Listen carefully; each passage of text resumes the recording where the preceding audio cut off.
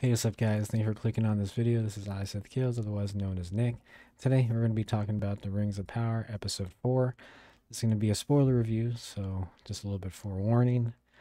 Um, I've been meaning to do this review for a couple days, but to be honest, I've been procrastinating. I didn't really enjoy the episode. I haven't been enjoying the series. It's just something, I guess, to watch on Friday nights. Yeah, let's just dive right in. Um, I'll talk about a scene I liked. Start off with there, maybe on a positive note.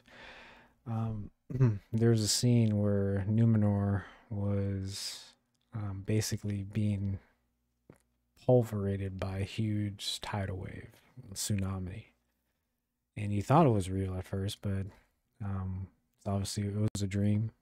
Dreamed by the Queen Regent, seeing the future of Numenor. Now, I don't know if this is meaning like just the fall of Numenor, or is it meaning that quite literally a tidal wave is coming after Numenor? I don't know. But the Queen Regent and Galadriel, they have a lot of arguments during this episode, back and forth, where Galadriel is basically demanding what she wants, and I mean eventually gets it ultimately through the end of the episode. But Galadriel again in this episode is very unlikable. I mean, she seems very entitled. um she has a fight scene that was a little bit ridiculous, to be honest. It looked a little bit funny, um poorly choreographed, and quite frankly a little bit unbelievable. But ultimately, after the bickering between the Queen and Galadriel, she gets into prison. She gets sentenced, I guess, and she gets thrown in the cell next to, I guess, the would-be king, or she thinks is the king. And eventually, later on in the episode, she gets released, and the Queen, shows her the sick king, and then shows her the little Eye of Sauron marble ball from Lord of the Rings, and she sees the fall of the city as well, and she sees a tidal wave hit her. So, still, I don't know if this is literal, or if it's really just meaning that that the city is gonna fall, like for war or the upcoming battle. But I don't know. We'll see. We do see a little bit of the dwarfs this episode as well, and we see the prince's wife. She has this little singing scene. You get to find out what's in the box, which is Mithril from the Lord of the Rings, a little thing that Frodo is wearing that protected him.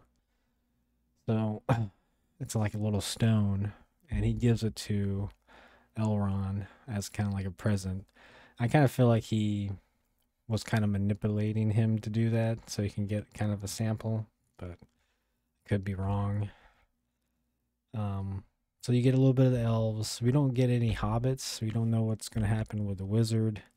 We do get to see what happens to the elf character that was in that prison from last episode. What's his name? Arondir.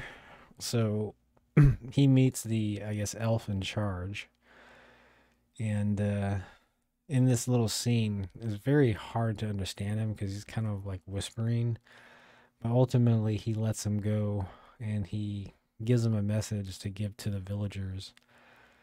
Basically surrender or leave. Subject to be my prisoner and slave, or leave the land. And he meets up with Theo, who I think was like looking for food or whatever, but then gets chased down. He was basically getting chased down by orcs, and somehow runs into Arondir, who takes Theo back to his mom. So I guess we'll see what happens there. But yeah, I mean, this episode was really rough to get through.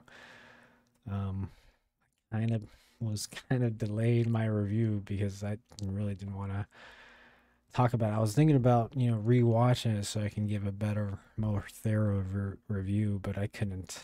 I couldn't watch this again. I don't know, to be honest, if I'm gonna continue watching this series because I'm not enjoying it. I mean, I don't mind, just watching it to talk about it, but I mean, at the same time, there's only so much I can take. I might give it one more episode. I think I'm kind of like where I'm at with She-Hulk. Like She-Hulk, I'm at this point is I'm just watching it because I'm just laughing at how woke it is, and how I'm laughing at how the jokes, not at the jokes, I'm laughing at how the jokes are not landing and how on the nose certain shit is.